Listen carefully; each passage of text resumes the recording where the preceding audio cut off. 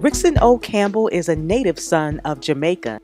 Rixon came to the United States in 1999 to further his education after a number of years working in Jamaica and St. Lucia.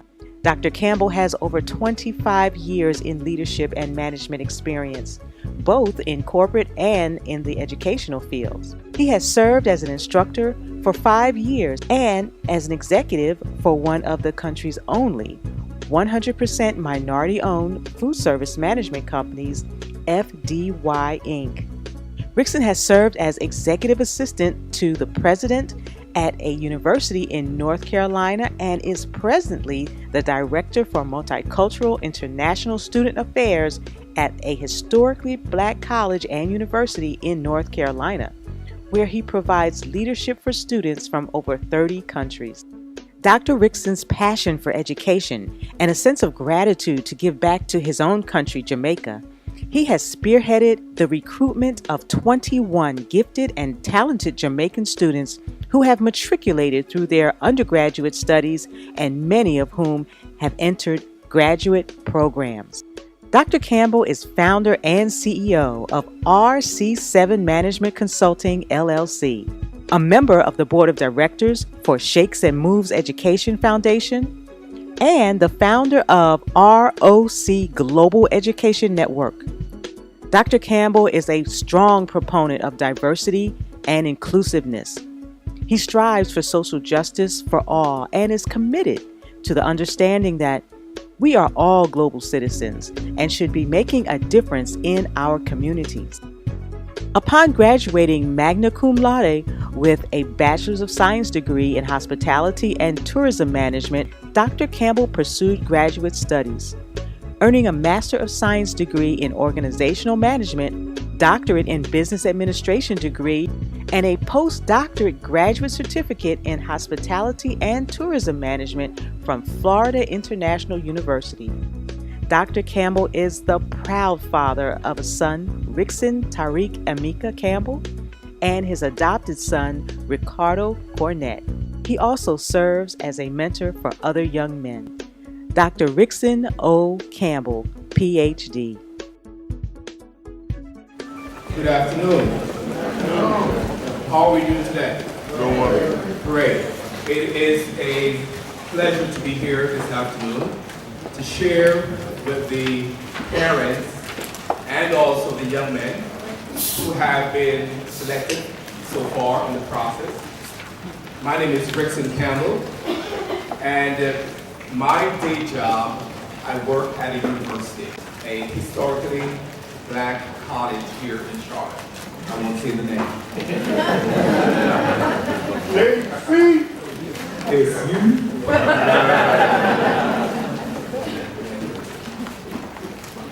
Just a little bit about my background.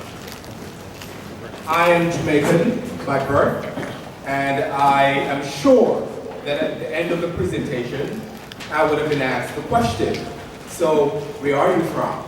Because you have an accent. That is usually the question that I get most often. So I am from Jamaica, and I'm the founder for RC7 Management Consulting. About a year ago, I decided to launch a management consulting company that specializes in a wide range of services, starting from organizational management to hospitality and tourism, to strategic management and planning. My primary focus is hospitality and tourism. My background, undergraduate degree, is hospitality, which I'm very passionate about. I have a master's in management from St. Joseph's College in New York, and my doctorate is in business administration and marketing, and my postdoc is in hospitality and tourism. So you can see the passion for hospitality for me.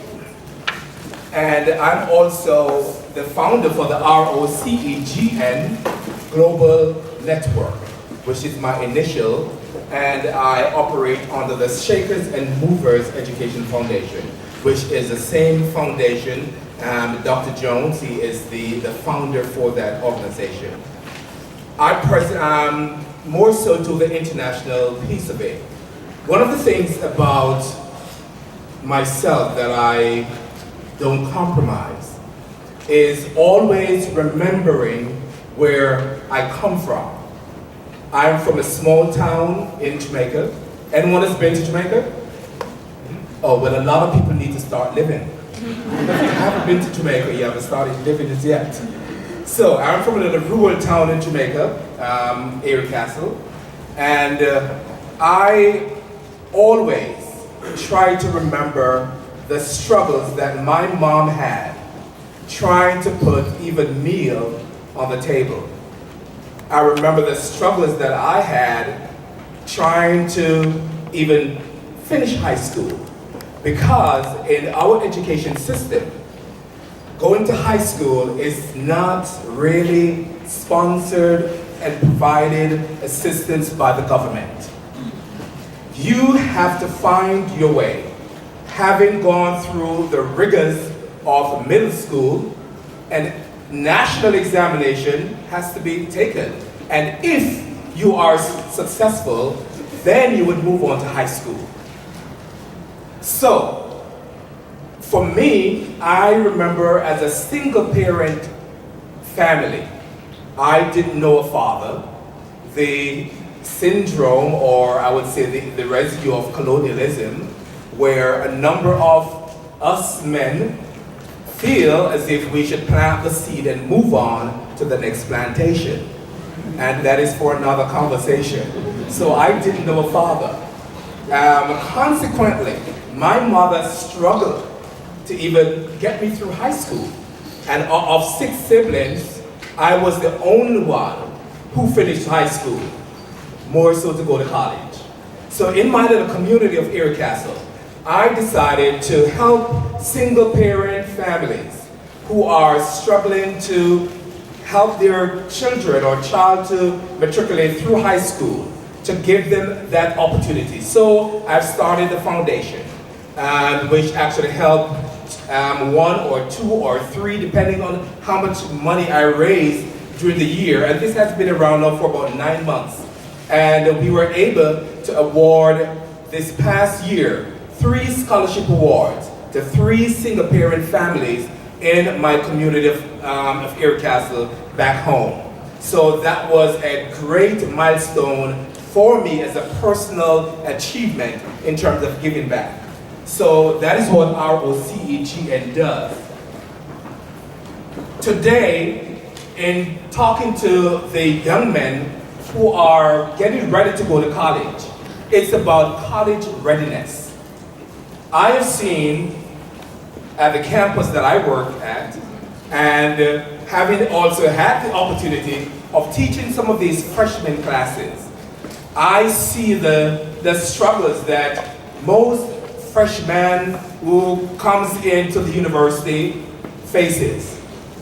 They are still in the high school mode.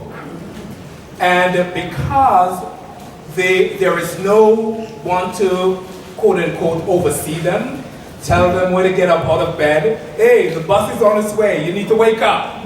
You know, you need to get your assignments done. You know, teachers will remind you in the high school that your assignment is due next week, or the project and stuff like that. When you get to college, the ball game changes totally. You are on your own. So time management, it is very important for every child who is entering college. So time management being a common problem for most kids. And you're not alone. According to research, 72% of college students maintain a steady job, either part-time or full-time, while going through college. So it is very important to manage time. And how do they go about managing their time? When, oh, now I'm on my own, mommy's no longer at home and, you know, to nag me, or daddy's not there, you know, I can just do my thing. I don't have the so to speak, that guidance or somebody to hold your hand. So you are there to ensure that it works for you. So there are some tips that I want to share with the young men in particular, but it is for the parents to also understand exactly what their child or children, and perhaps you've already gone through the process, having had other children who have matriculated through college. Allow for flexibility. Allow for flexibility, because nothing is static. As a student and as a parent, we know what that is. Time just goes by, and we are expected to leave some room in calendar, on your schedule, so that you can be flexible, because things always and sometimes just come up unannounced. So you need to be flexible. One of the key things for our college men is for them to plan ahead. Planning, we see, is actually taking the back burner, and they do it day by day on the fly. You know, there is no planning. What am I going to be doing tomorrow?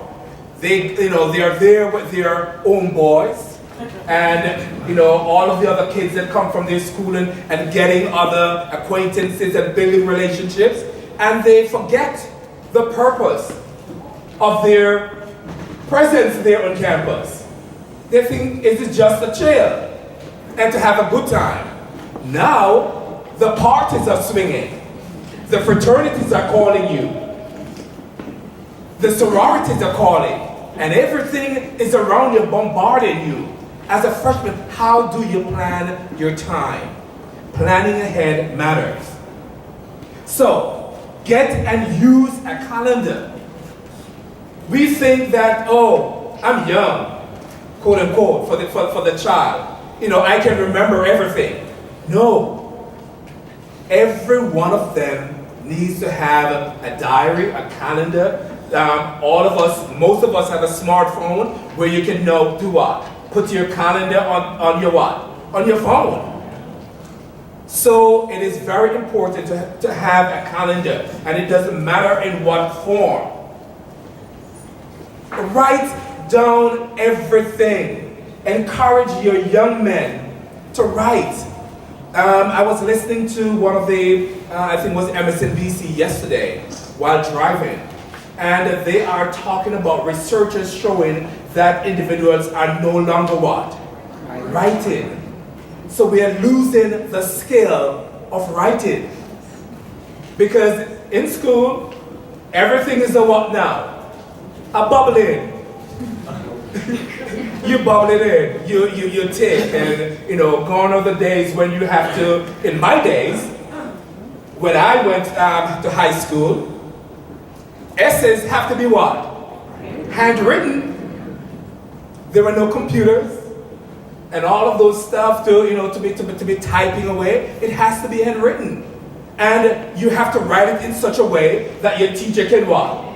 Read it and understand it, so you can get the maximum grade. But those skill sets are now going by the wayside.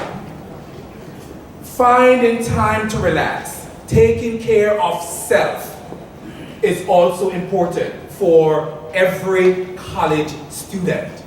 Because I have to be going, the next thing and the next thing, and there is no time to take care of self, to relax, to go to the gym, to get involved with exercise, so that you can refresh your mind.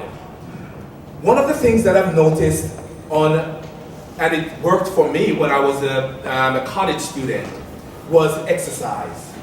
I do best and did best when I was involved in athletics. Because there is something about the blood flow and oxygen, and I might not have all of the science behind it, but guess what? Retention and memory works best when you are exercising. Find out from the scientists why. All I know is it works. Time is the greatest asset in life. And as a parent, as a student, as a child, we get the time to choose how to spend it. Time management means learning also to say what? No.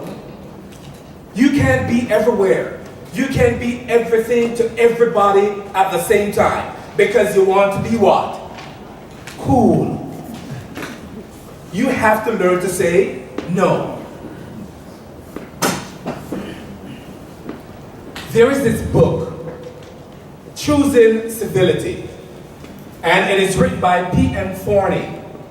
And in some of the freshman sessions that I teach on campus, it talks about there are 25 considerate conduct. It talks about mannerism or manners, good manners, being civil.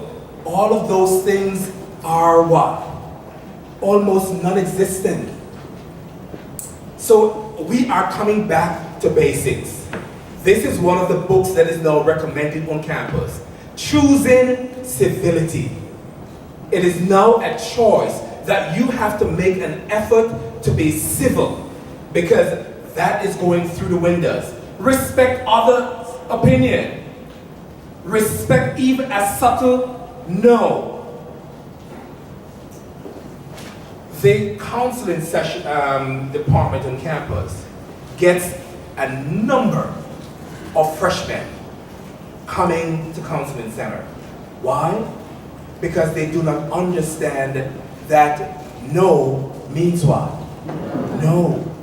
And they are the young girls who are out there, not to put anything blame on the young women, but some of them, if you just touch them because you used to walk and hold hand with somebody when you were in high school, you come to college and you think that you can, be patting and holding and touching, and it's also cool.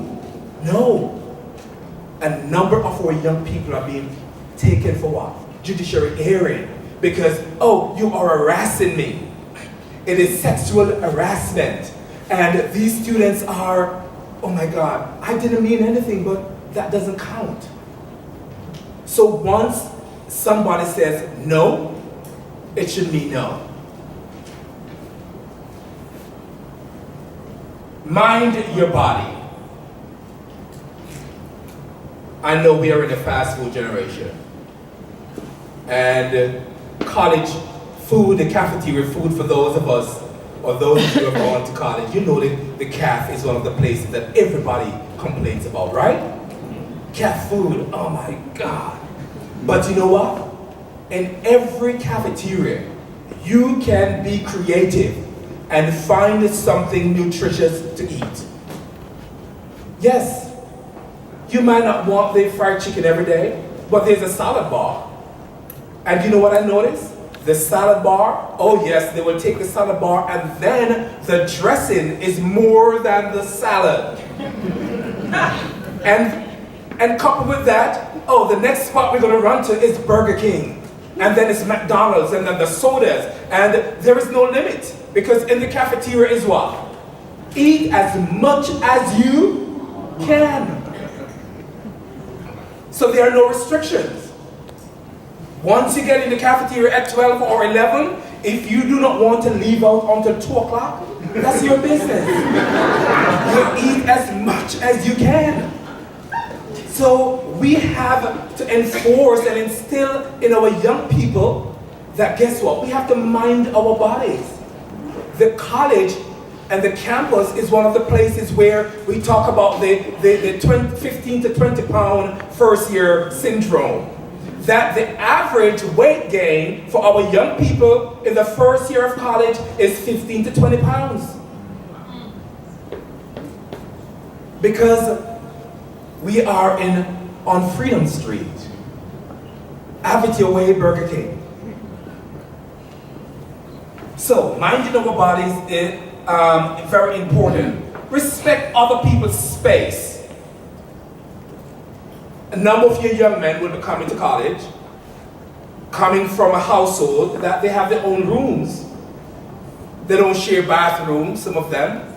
They have their own space. But now you're coming into college where you now have to share what?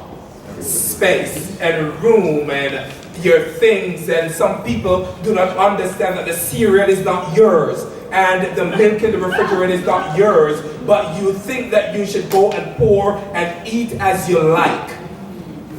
We have to tell them, we have to learn to respect other people's space and property.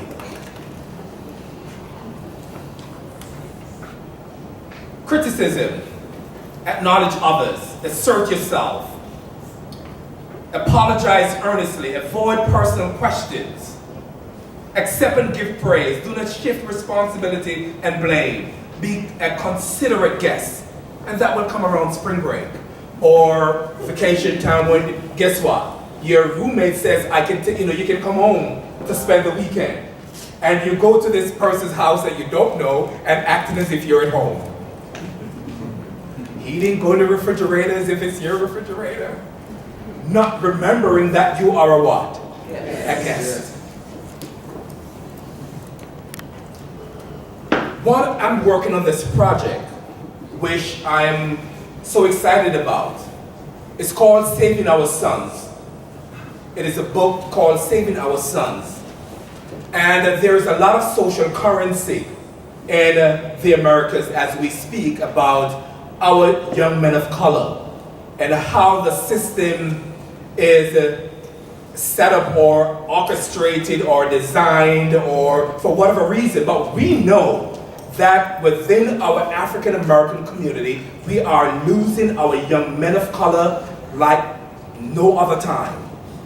So this project is about saving our sons. So it's a conversation piece. So out of it, one of the chapters that I've written is about your brand, your image. The way you carry yourself matters. It matters. People will judge you without what? Without knowing you. Your image, your brand. It says a brand is a name, term, sign, symbol, design, or combination of them intended to identify regular goods and what? Services. However, in this case, I am a brand. You are a brand. You are your own brand. And each day that I walk out, I'm representing Rixon Campbell. And the way that I carry myself, people will judge me accordingly, not knowing me. I use this analogy sometimes when I speak with young men and about, dress, etc., that I said, even though it might be a bad thing, joke or example, I said I can walk into a bank any day with all ill intentions and nobody would look at me. Because what? I'm dressed. I am dressed so nobody's paying attention to me. Conversely, I might go be a millionaire or a billionaire walking to the bank with a hoodie on and sagging and walking around, and guess what? All the cameras what? Starts to zoom on who? On me. So it matters how we carry ourselves. So I want to have this conversation with the young men about them being a brand, because there is a culture, or can we even say that it's a culture and give it that status? It might be a little subculture within a culture that our young men should be walking around with their underwear as their outerwear.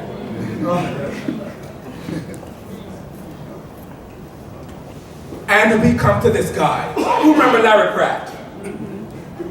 This guy, he came up in an American Idol, and he's a 62-year-old guy, and he sang this song, and everybody thought it was mockery. Pants on the ground, walking around with your pants on the ground. And it was very catchy. But the truth is, most of our young men, they're walking around with what? Their pants on the ground. Acting as if, what? They're a cool cat with their what? With their pants on the ground.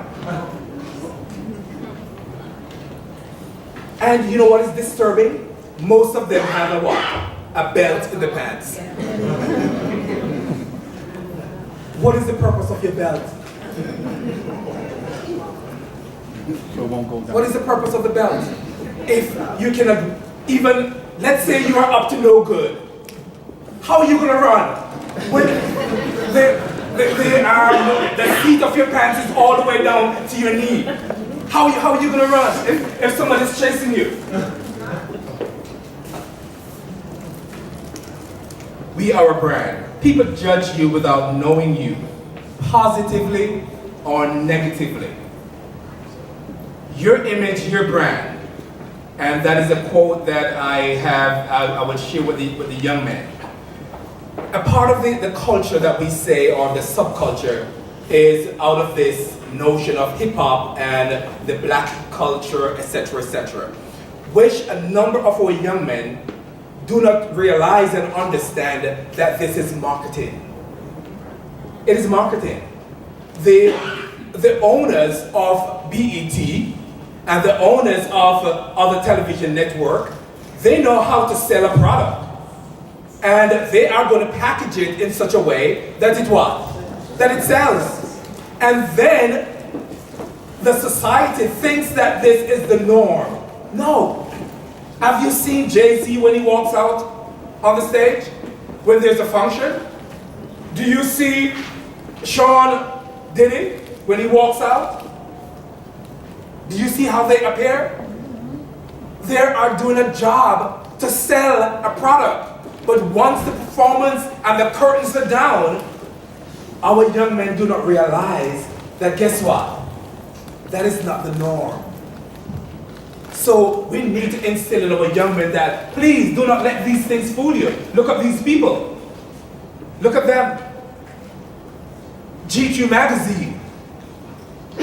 So as a brand, there are certain characteristics that our young men should possess. And we talk about brand attributes. Your character is a moral blueprint that guides you in every aspect of life. That should be one of your brand attributes as a person. You should be passionate. Steve Jobs. And they say people who love their job do not work a day. Because you're what? Passionate about what you do. So it doesn't feel like work. There needs to be passion. Uniqueness. Every brand is unique. Unique. Because there has to be a what? A differentiation. What separates your product from my product? How do you appeal to the market? Why should I buy your product instead of another person's product? Why should I choose you over the other person? What makes you stand out as a young man, as a young woman, as an adult? Because we are our own brands. I am the CEO and founder of Rixon Campbell. The way I market myself, the way I speak, the way I interact with others. That's my company. All of this is an organization. I do my own HR, public relations, all of that. Because we are what? We are our brand, and our image should matter.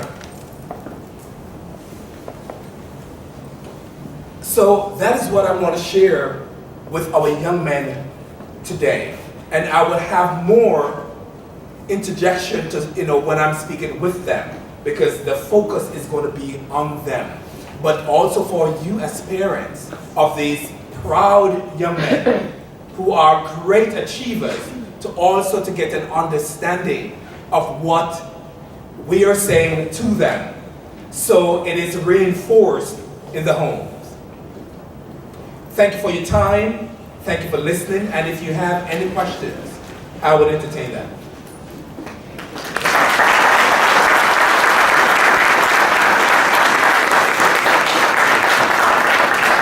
How many of the young men, I might just ask a question, intends to go to HBCU? One of the things that are impacting our HBCUs presently is that the PWIs predominantly white institution, they are now marketing aggressively to the high achievers, to our African American or men of color, because they're looking at their diversity. They will give them money, and it is very attractive. It's very attractive, but we have to remember our roots, what brought us to this point, where we're coming from as a people, and to have the conversation.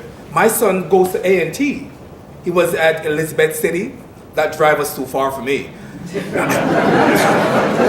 said, son, I love you, but guess what? That 7-hour day off to pick you up, I'm sorry. So he's at A&T. So now you can drive yourself home whenever you want to come home. But as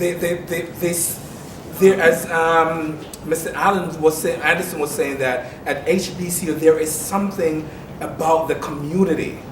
The community. I've been to institution, attended St. John's University, New York, where my professor I see in the auditorium and never spoken to. A microphone, and guess what? A lecture session on this, and then when it is finished, they go through the back door, and everybody goes out. Hundreds of you never get to shake hand, say hello, know you one-on-one. You are just a what? A number. But at our HBCUs, you can walk into my office at any time. I know you. I shake your hands. I know what you're going through. I know your cousin or your mama, I want mama cooked last week. And the package that is coming. There is a community, a family. So, as Mr. Anderson, put one on the list, even if they do not want to have it there. Thank you. Dr. Jones.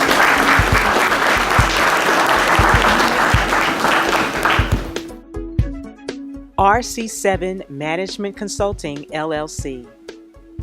RC7 offers hands-on hospitality, marketing, and management consultancy services to businesses looking to stake their claim in a market that evolves constantly.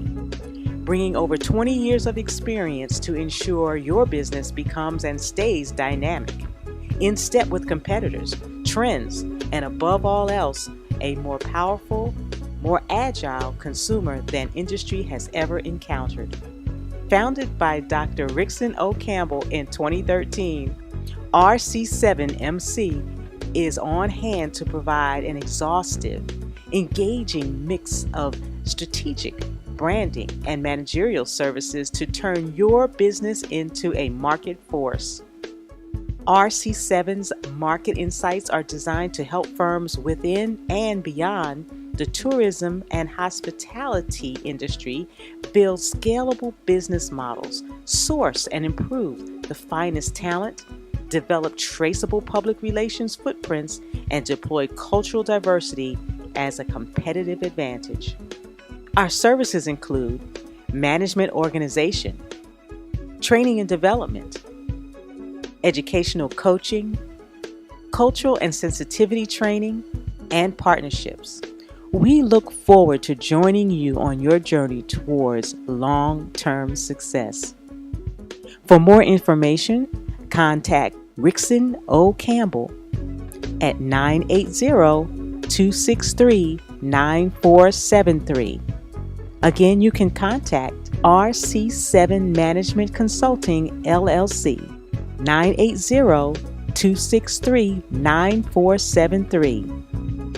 Visit us online at www.rc7mc.com. We look forward to serving you.